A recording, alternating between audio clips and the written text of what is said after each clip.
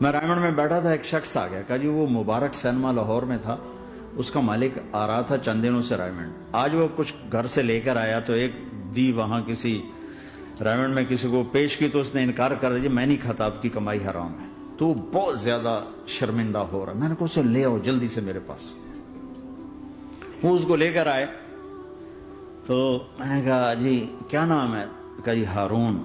کیا کرتے ہو؟ تو اس نے سر یوں کر لیا، چھوٹا سا بزنس ہے۔ میں نے کہا کیا بزنس ہے؟ چھوٹا موٹا بزنس ہے۔ میں نے کہا بھائی بتاؤ تو صحیح۔ کہا جی سینما ہے، سینما ہے۔ میں نے کہا کون سا سینما؟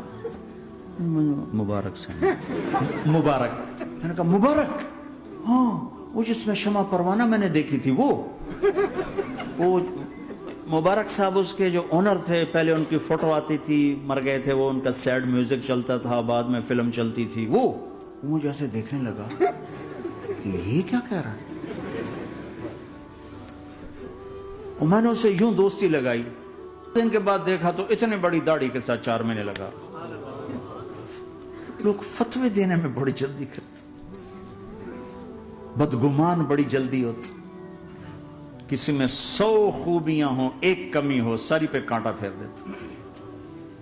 میں اپنے ڈیرے میں تھا، ایک انجینئر پڑھا لکھا بڑا آ گیا، تم تبلیغ والے منافق ہو، تم تبلیغ والے جو ہے اوپر سے کچھ ہو اندر سے کچھ ہو، یہ کرتے یہ کرتے یہ کرتے، شروع میرے ڈیرے میں تھا، مجھے بولنا نہیں تھا، میرا مہمان تھا، مہمان تو جوتا بھی مارے تو ہمیں سہنے کا حکم ہے۔ میں چپ کر کے سنتا رہا۔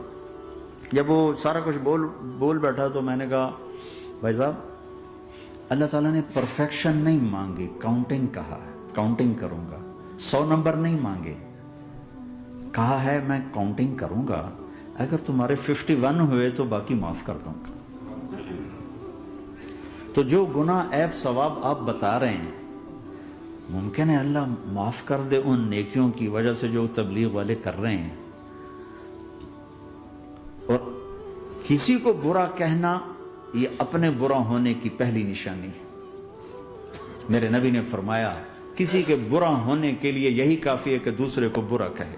یہ میں اسے نہیں کہا، یہ ویسے آپ کو بتا رہا ہوں، اس کو یہ میں نے نہیں کہا، آپ سے عرض کر رہا ہوں کہ میرے نبی نے فرمایا کہ کسی کے برا ہونے کے لیے اتنا ہی کافی ہے کہ دوسروں کو برا سمجھو۔ میں نے کہا اللہ نے کاؤنٹنگ رکھی ہے، کاؤنٹنگ، اور میں نے کہا یہ جو حکومت پاکستان ہے یہ کوئی اتنی اچھی حکومت نہیں ہے، لیکن یہ بھی اپنے رعایا کے لیے اتنی رحم دل ہے کہ جو لڑکا 33 نمبر لے اس کو پاس کر دیتے ہیں، 67 نمبر نہیں لیے کوئی بھی نہیں کہتا کہ تو فیل ہے، سب کہتے تو پاس ہے، تو پاس ہے، تو پاس ہے۔ فیل ہونے کا تانا کوئی نہیں دے سکتا، پاس ہے، ٹھیک ہے۔ میں نے کہا اللہ اس حکومت پاکستان سے کروڑوں گنا زیادہ مہربان ہے، پتہ نہیں کون سی نیکی پہ مہربان اگر جاؤ، لیکن جو کہ مزاج بن گیا ہے تنقید، یہاں تک ایک کہنے اللہ جی ویکھو جی نور جہاں 27 رمضان مر گئی، شب قدر مر گئی، میں کہا اللہ تے کیس کرو ہن جا، اللہ تے مقدمہ کرو، بھائی نور جہاں 27 رمضان کو کیوں مر گئی؟ 27 رمضان کو کوئی آدمی اپنی مرضی سے مر سکتا؟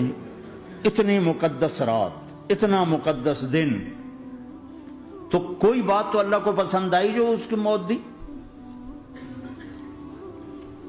لیکن ہماری عادت بن گئی ہے کمیاں پکڑنا، ٹانٹنگ کرنا، چھلنی کر دینا سینہ، اپنے اب دھنی اپنی دھن، تجھے کیوں فکر ہے اے گل دلے صد چاک بلبل کی، تو اپنے پیرہن کے چاک تو پہلے رفو کر لے۔ کیوں اوروں کے عیب دیکھ دیکھ خود بھی اپنے غیظ و غضب میں اور اپنے حسد کا شکار اور کبھی بغض کا شکار؟ ارے اندھے بن جاؤ گا، مجھے کچھ نہیں نظر آتا، میں صرف خوبیاں دیکھوں گا، عیب نہیں دیکھوں گا۔